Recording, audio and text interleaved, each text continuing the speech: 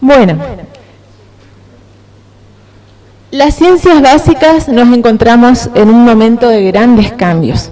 Por un lado, recibimos alumnos, como lo conversamos con nuestros chicos al comienzo de la asignatura, que hasta ellos mismos notan que tienen ciertas deficiencias producto de un nivel secundario deficitario. Lo mismo los chicos se esfuerzan notablemente por sobreponerse a eso, entendiendo también que la pandemia fue un factor agravante. Nos encontramos en un proceso de cambio muy grande hacia un modelo de formación por competencias centrado en el estudiante, interpelados a disminuir drásticamente la carga horaria de la carrera, en el caso de esta facultad en 800 horas, como lo hablábamos con los chicos el otro día. Todo eso sin perder excelencia en la formación, de modo que en 5 años, en 4, como les digo porque uno ya pasó, estén egresando profesionales competentes para trabajar al servicio de la sociedad. Obviamente no hay tiempo para perder. Queremos contar cómo trabajamos desde nuestra asignatura. El norte en nuestra asignatura es la definición de ingeniería que da el libro rojo de Confedi, y nos centramos fundamentalmente en la utilización óptima de los materiales. Y año a año lo que vamos cambiando es el contexto donde tratamos de trabajar esa situación.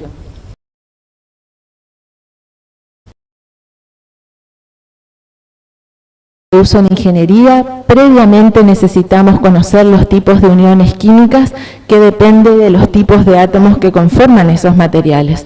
Por eso esta es nuestra secuencia didáctica para llegar a este que es nuestro objetivo. Con eso trabajamos los 2 primeros resultados de aprendizaje que nuestra asignatura declama, centrada en los átomos, en las uniones y en las propiedades. Pero competencias es mucho más que el saber, es el saber hacer y el saber ser con los otros. Entonces, llegamos a la conclusión de que el conocimiento es inútil para quien no sabe aplicarlo. ¿Cómo tratamos de abordar estas competencias que declamamos que ustedes van a adquirir en el cursado de nuestra asignatura? A través de 3 pilares: los trabajos grupales, la aproximación temprana al mundo del trabajo,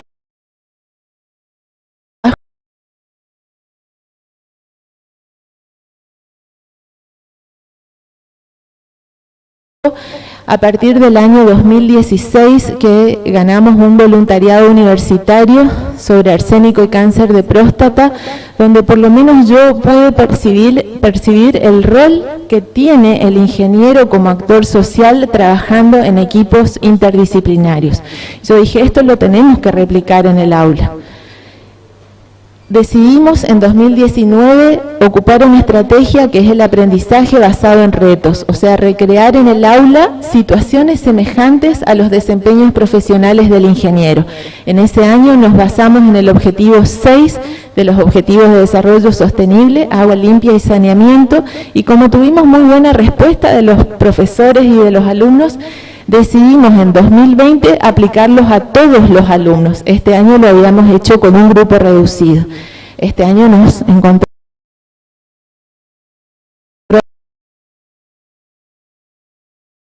tan adversa y realizamos retos relacionados con los materiales usados en la construcción del puente Manuel Belgrano. Ese año, el 2020, era justamente el año de Manuel Belgrano. Se cumplían 200 años de su fallecimiento y 250 años de su nacimiento.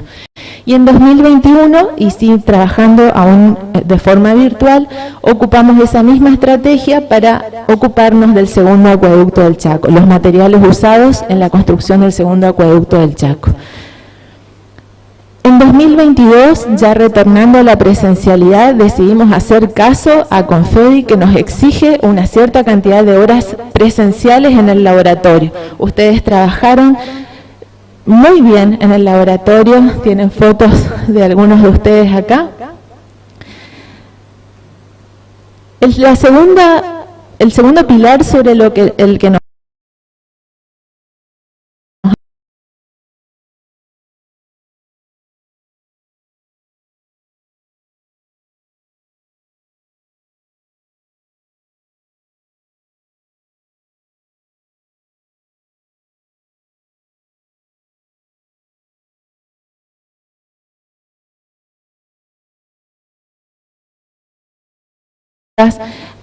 Algunos, por mencionar algunas clases, el ingeniero Beglia les comentó el uso de la gammagrafía para ver las patologías en las columnas cuando dimos el tema de radiactividad. La ingeniera Bogliotti les hizo hacer un trabajo de investigación muy interesante para saber en su zona donde ustedes viven cómo se produce el agua de consumo, cuáles son las normativas. La ingeniera Romero trabajó a través de ejercicios la humedad en maderas. Hubieron 3 de los 6 laboratorios bien aplicados a la vida del profesional ingeniero, el tema de aguas, polímeros, metales, y en todos esos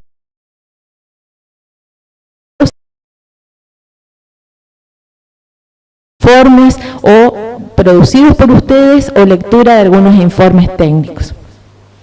Con eso intentamos trabajar nuestros otros 3 resultados de aprendizaje relacionados con los trabajos grupales, con las destrezas y con la comunicación.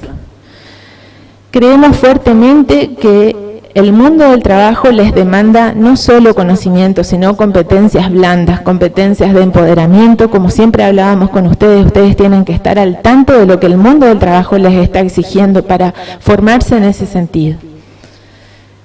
Y trabajar con una retroalimentación desde el sector profesional genera un beneficio mutuo, porque también colabora con el egreso de profesionales que tengan las competencias necesarias para insertarse en el mundo laboral. Y finalmente nuestro último pilar es la integración curricular. Esto lo venimos haciendo desde el año 2017 con la profesora, con la arquitecta. El año siguiente, de manera dinámica, con distintas asignaturas del trayecto de formación de ustedes, porque realmente una currícula basada en competencias demuestra la conveniencia de tender a un modelo articulado, un modelo curricular integrado, porque ustedes necesitan ver las partes, relacionarlas, pero necesitan ver el conjunto, ver la profesión entera en toda su dimensión. Estos son algunas fotografías de docentes que nos acompañaron en estos años, siempre con nuestra idea de ser una química para ingenieros, no una asignatura al comienzo de primer año, sino una asignatura que impregna todo el trayecto de formación de ustedes y los acompaña hasta que se reciban y en el mundo laboral. Pero como no nos podíamos quedar quietos, dijimos, bueno, este año no podemos trabajar por retos porque estamos dando mucha importancia a los laboratorios presenciales.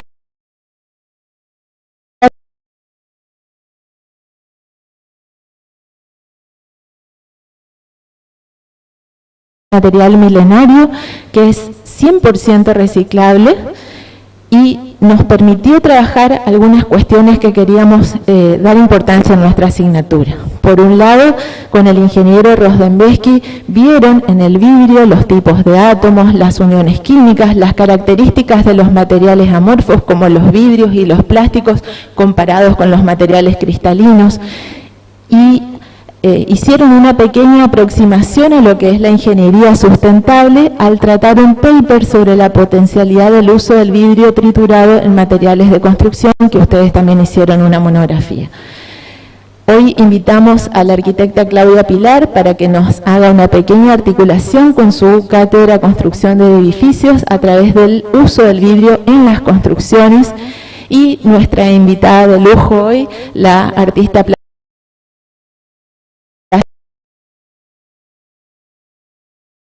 ingeniería. En esos contextos que mencionan figura el tema ambiental y figura la cuestión cultural. Le dejo la palabra a Sergio, que va a retomar un poquito la clase de vidrio que dio con ustedes. Buenas tardes, chicos. La idea acá no es dar una clase nuevamente, sino repasar justamente contenidos, o más que nada lo que estuvimos viendo. Como vimos con la profesora, ¿qué era lo que había, cuáles eran nuestras competencias que nosotros habíamos visto? Que era, a partir de las propiedades del vidrio, del material que vamos a trabajar, que son estas, justamente, que es un material sólido, frágil, que tiene la capacidad justamente de ser reciclable, es decir, que nosotros lo podemos fundir y volver a utilizar. Tiene todas estas características. ¿Por qué? ¿Por qué tenía estas características? Íbamos justamente a lo que era la estructura.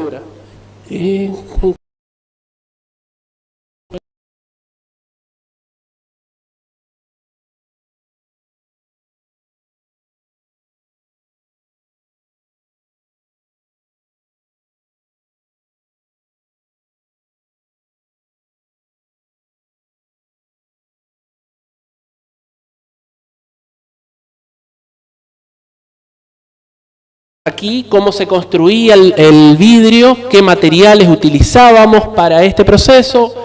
Vimos un poquito el detalle del proceso, este proceso de fabricación que tenía y obviamente cada uno de sus usos, ¿sí?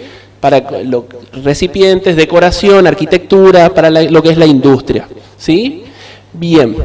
Y acá justamente el círculo del reciclado que lo vimos justamente del uso del vidrio y la importancia. Y ahí vimos justamente uno de los factores cuando entramos a... Nosotros hicimos dos actividades fundamentalmente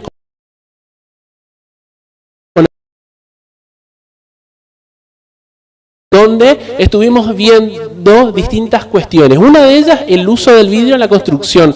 Qué pros y qué contras tenía esto y además justamente qué dificultades, ¿sí? Primero, este fue justamente el paper que habíamos visto, en donde una de las principales ventajas es que nos mejoraba lo que era la resistencia, veíamos, ¿sí? Pero las dificultades que teníamos con esto, ¿cuáles eran? El vidrio, tenemos distintos tipos de vidrios, distintos tipos de calidades, lo que hacía que era complicado o había que hacer una buena selección. Ahí volvemos otra vez a la etapa de lo que es el reciclado, ¿sí? Y también es importante aquí, lo que habíamos visto es que hoy en día, tal vez hoy en la actualidad, no convenía utilizar el vidrio en el hormigón por una cuestión económica. Recuerdan que económicamente no nos daba. Pero lo mismo que hoy en día, los combustibles fósiles son mucho más convenientes que las energías alternativas. Hoy en día, seguramente esto en 20, 30 años, ustedes son los ingenieros del futuro, ustedes van a lidiar con estos problemas, con estas cuestiones, entonces ustedes tienen que ser los actores sociales justamente comprometidos con el ambiente. Ya no solamente pensando en ustedes, en sus hijos, en sus nietos, entonces es muy importante que tengan este concepto. La cuestión ambiental es fundamental para ustedes y para las futuras generaciones. Y también hubo tiempo, además de lo que es las distintas actividades de investigación, juegos, dimos distintas actividades, juegos, autoevaluaciones que se hicieron para ver justamente los distintos conocimientos. Esas fueron las actividades justamente para ver lo que, como dijo Sonia, las distintas competencias que se fueron evaluando. Muchas gracias. Ahora invitamos a la arquitecta Claudia Pilar, que nos va a hacer un pequeño abordaje de cómo asignatura que es construcción de edificios. Hola, ¿qué tal? Buenas tardes a todos. Generalmente esta clase la hacemos más informal, pero bueno, hoy tenemos una nutrida concurrencia y bueno, me es muy grato este espacio para compartir con ustedes lo que van a ver en el futuro en cuarto año en la asignatura Construcción de Edificios 1, Módulo 1 y Módulo 2. Y también si quieren después seguir en la línea, aquellos que sigan en construcciones pueden hacer la asignatura Construcción de Edificios 2 que se dicta en la Facultad de Arquitectura. Bueno, los arquitectos amamos el vidrio. ¿Por qué amamos el vidrio? Porque es un material transparente que nos permite ver hacia el exterior, que nos permite comunicarnos con el exterior. Es un material higiénico que tiene una idea de modernismo implícito que en general a nosotros nos apasiona. También sabemos que, como todo en la vida es un yin y un yang, tiene aspectos a tener en cuenta.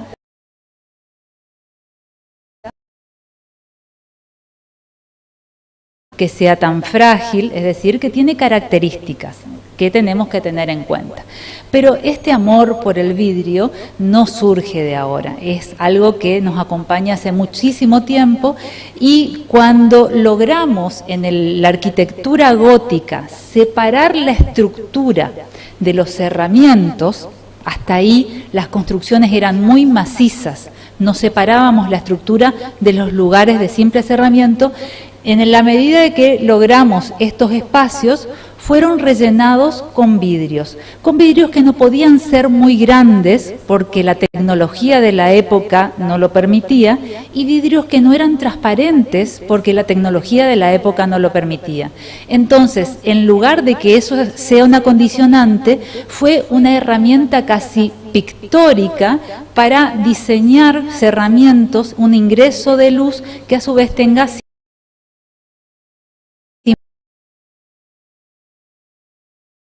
encontraba junto con otros signos como la verticalidad, llegar a Dios, etcétera, de esta espacialidad típica del gótico, en este caso de la Sainte-Chapelle de 1248. Si nos vamos a 1851, en Londres comienzan las exposiciones internacionales que tenían por objetivo mostrar el desarrollo tecnológico de un país tan pujante como era Inglaterra. Entonces llaman a un concurso para que diseñen el espacio para esa exposición internacional. Se presentan como 200 proyectos que para esa época, 1851, ustedes se imaginan que eran todos edificios historicistas, con columnas, con pilastras, no sé si conocen los términos, pero con toda esa decoración tipo repostería que era tan típico de la época. Bueno, el que gana es un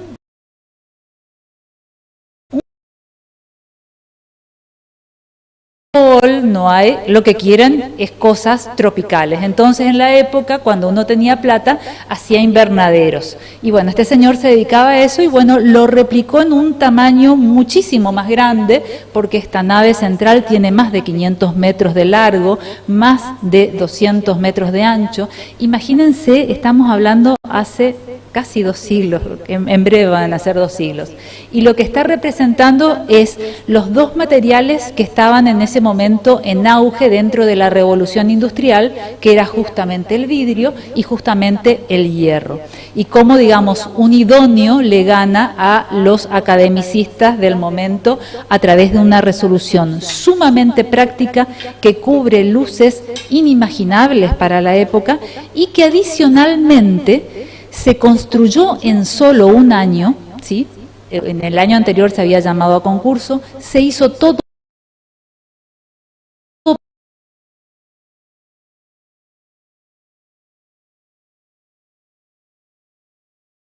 años, se deconstruyó todo, háblenme de economía circular, si no, se deconstruyó totalmente y se volvió a construir en otra parte, con un proceso total de seriación, modulación, análisis específico de cada una de las partes que fueron prefabricadas en distintos talleres en esa época.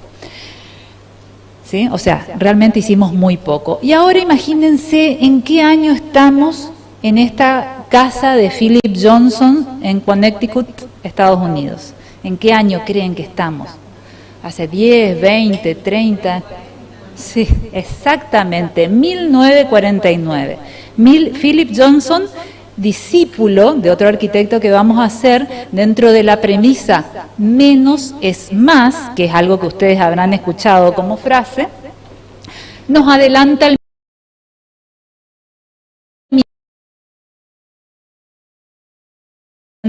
70, 80 años, en breve vamos a estar de nuevo pisando 2049.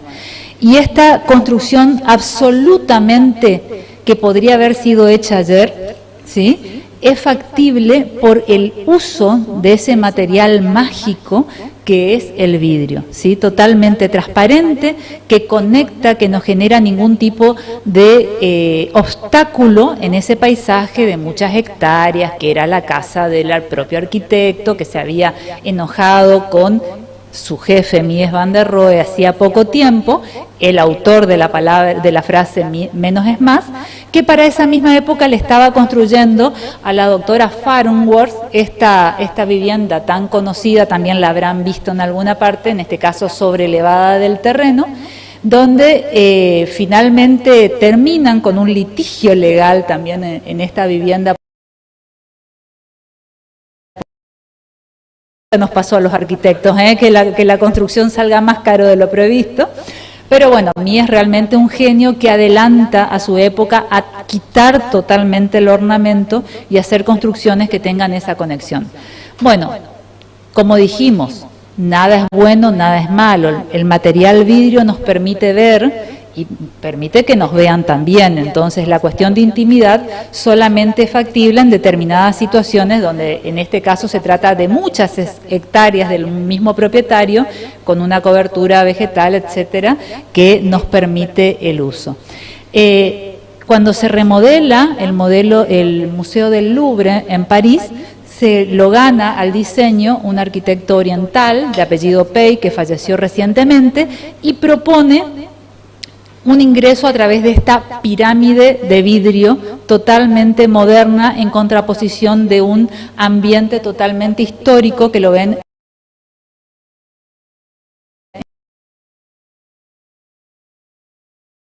Tiene un guiño estilístico con otras construcciones que están dentro del Louvre, que también trabajaban el vidrio y el acero en estas resoluciones. Actualmente también hay otros materiales también usados, como el U-Glass, cuya marca más conocida es Profilit, que nos permite este tipo de construcciones traslúcidas, donde hay cajas iluminadas en los espacios y que nos interesan. Y hay mucha investigación para contrarrestar determinadas características del vidrio que no nos son positivas, digamos. Su alta transmitancia térmica, es decir, que transmite mucho el calor, es algo que siempre es una problemática para la arquitectura, que no quiere el ingreso de energía extra, por lo menos en nuestro caso, en nuestro clima. Entonces se está desarrollando mucha investigación de aires o a través de elementos disruptores de puente térmico, etcétera. Está tratando de disminuir el intercambio térmico entre interior y exterior que se está dando a través de nuestra zona. Y acá tenemos la alta confianza que tenemos como sociedad sobre este material vidrio. A 300 metros de altura, más de 100 pisos en Chicago, hay un sky deck, una especie de balcón al cielo, que es muy visitado por todas las personas que tienen la posibilidad de llegarse hacia esas latitudes, y sin duda que si uno no confiara en este material, de ninguna manera dejaría que una niña de 5 años se acueste sobre este balcón de vidrio. Entonces, esa alta desarrollo tecnológico viene acompañado de una alta confiabilidad social sobre el mismo. Y el futuro, entiendo yo, de las construcciones de vidrio,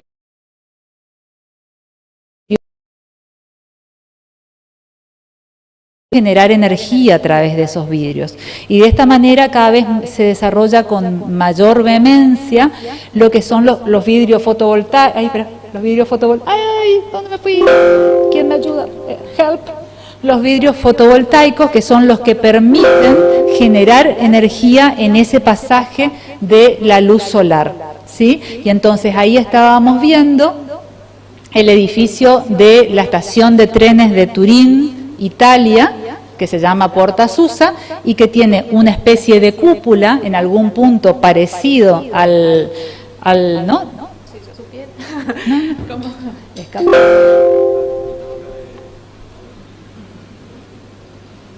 A ver, Mauro, jefe, Mauro.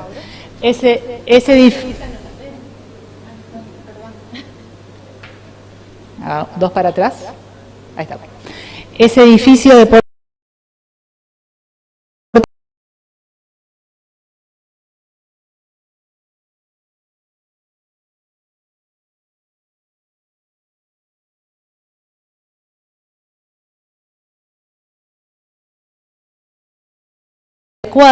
se puede generar una concentración de rayos, ¿sí? de rayos solares, y así fue tristemente famoso, entre los 10 errores de arquitectura, el edificio Walkie-Talkie del arquitecto Rafael Viñoli, que cocía, o sea, que cocinaba todo lo que se encontraba en algún punto estratégico, hasta hicieron huevos fritos enfrente sin ningún tipo de energía que no sea del propio uso del sol. Y este es un edificio que se encuentra en un lugar que es muy importante, muy significativo en breve para nosotros. Un arquitecto, Rem Koolhaas, está haciendo una biblioteca nacional en un lugar que nosotros lo vamos a conocer más que por la cultura, que todos seguramente están con los ojos puestos en ese destino. Y bueno, observen que el gran desarrollo tecnológico y económico de ese país, de ese punto del planeta, encuentra nuevamente en el vidrio el elemento que simboliza la pujanza y el desarrollo tecnológico, económico, etc. Muchas gracias.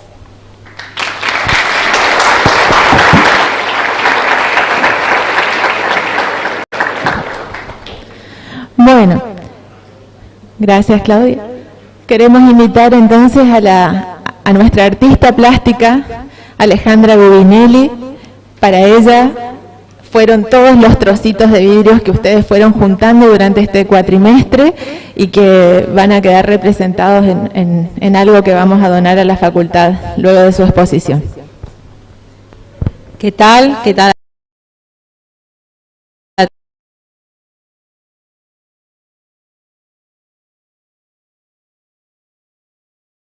Entren. Y bueno, Sonia tiene preparado un PowerPoint para mostrar lo que fabricamos en Saespeña. Esto parece publicidad, pero para que vean que se puede y que se puede tener tecnología también acá en el interior del Chaco, que no es fácil, pero que se puede. Esa foto primero era prepandemia. Estos son círculos de vidrio. Sobre opacit, vidrio. No, vos pasá.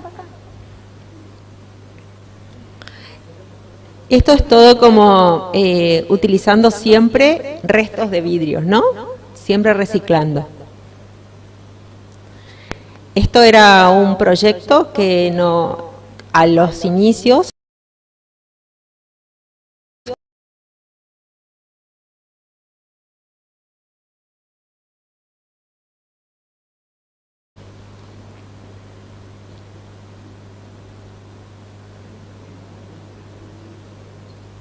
acá ya cuando empecé a trabajar el vidrio, no fundiéndolo, sino que haciendo transformaciones térmicas con el proceso de termomodelado.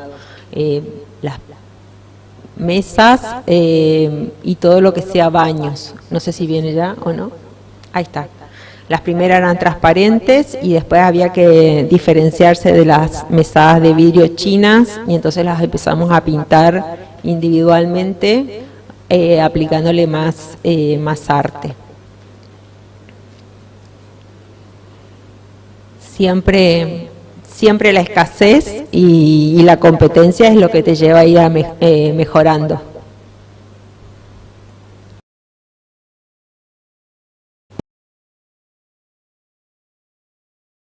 Con óxidos y esmaltes para vidrio sobre cubierta. Óxidos, ¿conocen ustedes los óxidos? Claro, el arte en vidrio, por más que sea del inicio de los tiempos, estos últimos 70 años se perfeccionó, y también con qué vidrios vamos a hacer esculturas. Lo más nuevo que yo le pasé recién en una cajita, hay uno que es rojo y uno naranja, que son unos vidrios bullseye que se hacen en Estados Unidos, que es el que tiene el COE más alto, el coeficiente de dilatación, para que se pueda trabajar fácilmente, no como el vidrio flotado, que es muy duro y no permite hacer tanta escultura, ¿no? Tanto vaciamiento. Y hacemos mamparas con termomodelado que parecen chapas o que parecen, si ustedes supieran todas las cosas que hacemos, como comprar moldes de bombones y hacer los moldes en vez de bombones que sean de arena y yeso, para después ponerlo al horno y que se aguante, ¿no? Que la arena al 50% con el yeso aguante la temperatura, ahí está, y que no se deformen, que no exploten. Así que bueno, es todo invento, chicos, porque la verdad que en el último congreso de mujeres en Madrid, que fue en junio, se llamaba Mujeres Artistas y Científicas, porque por más que no hayan ido nunca a la universidad, de tanto probar y probar y reprobar y que deserto, ya son como científicas. Acá hay varias técnicas.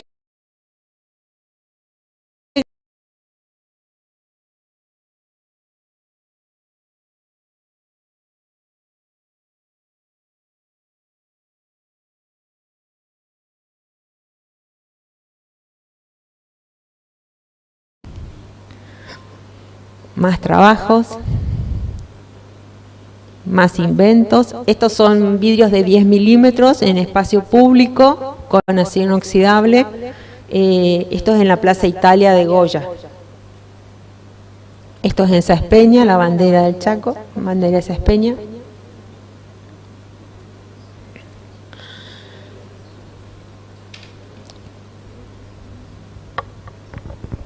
Es que amamos el vidrio como los romanos.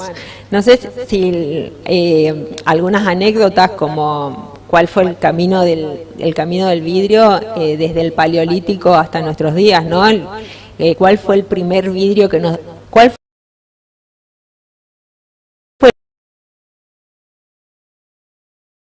obsidiana que era de la lava, de los volcanes, ¿no? Así que estaban en lugares muy específicos, sobre todo en el Mediterráneo, en Sicilia o en algunas islas griegas.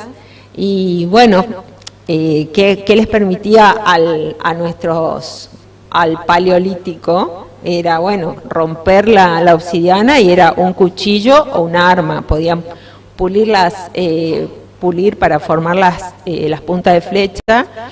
Y también la pulieron y se reflejaban, es decir, que nosotros con las selfies no somos ningunos, como se llama, innovadores. Los primeros que se hicieron una selfie fueron en el Paleolítico con la obsidiana. Y bueno, acá hay una lámpara, esto era cuando de residuos de vidrio, todos estos círculos son de 40 milímetros, que son los de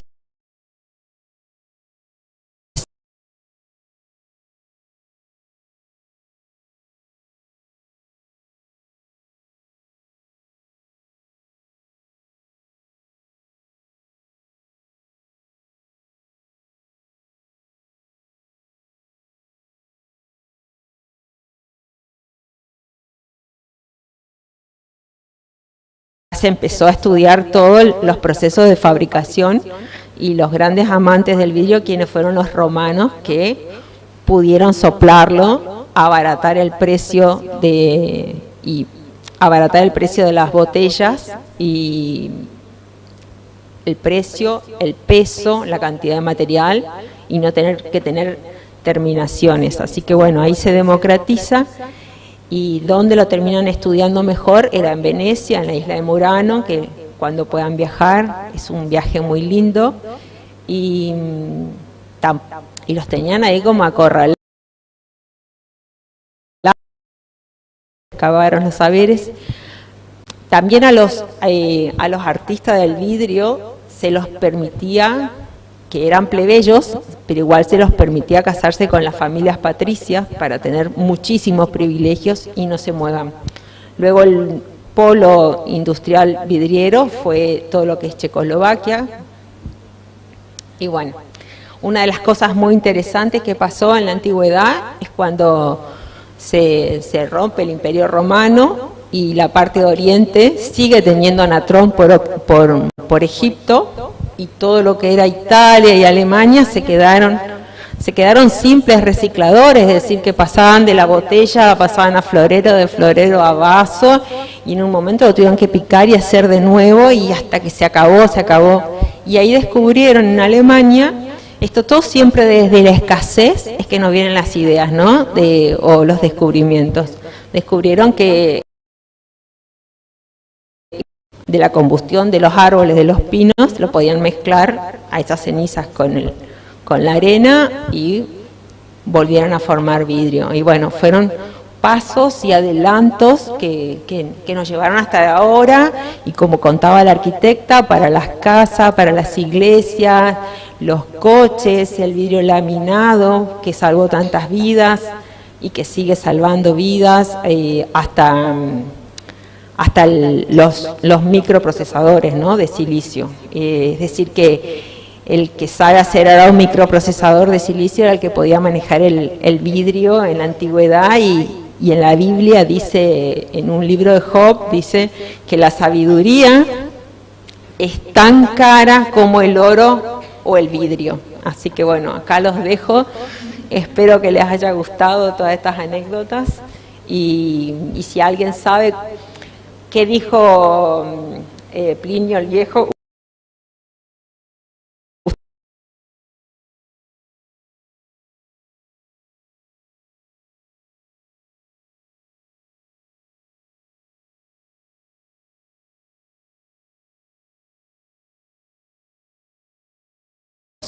Los fenicios llevando natrón de Egipto hacia Europa, y ellos solamente navegaban de día, entonces a la noche tenían que bajar a comer, y bajaban a la playa porque era peligroso navegar de noche, se podían llevar una piedra por delante. Y bueno, y cómo sostenían la olla, pusieron los ladrillos de natrón, y ahí con el fuego, todos inchequeables, chicos, todos inchequeables. Pero con ese fuego se fueron a dormir, y al otro día se descubrieron que se había hecho el vidrio con el natrón, la arena y el fueguito, y bueno, todo inchequeable, pero así cuenta la leyenda. Muchas gracias.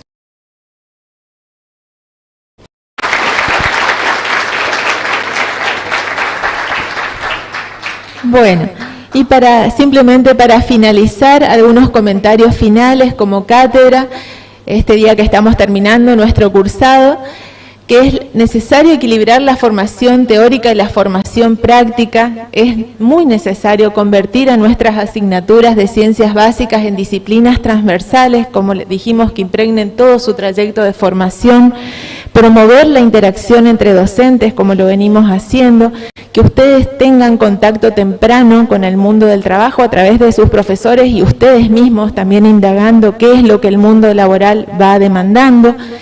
Incorporar el desarrollo de las competencias blandas tan requeridas para esos puestos de trabajo, incluir temas ambientales en la currícula para promover el compromiso social de ustedes, para realmente convertirlos en ingenieros. ¿Saben qué es la definición de ingeniero? El actor social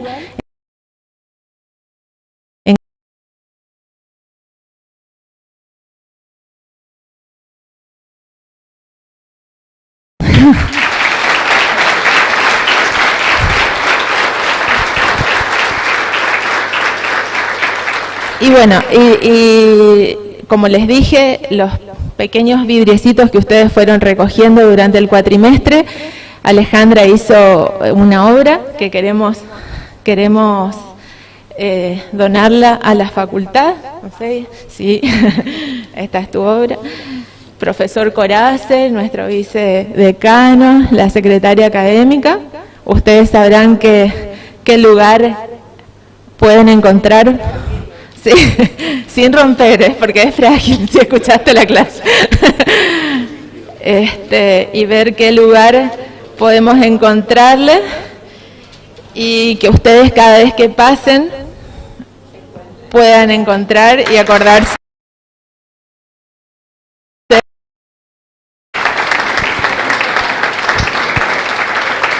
Muy bonito.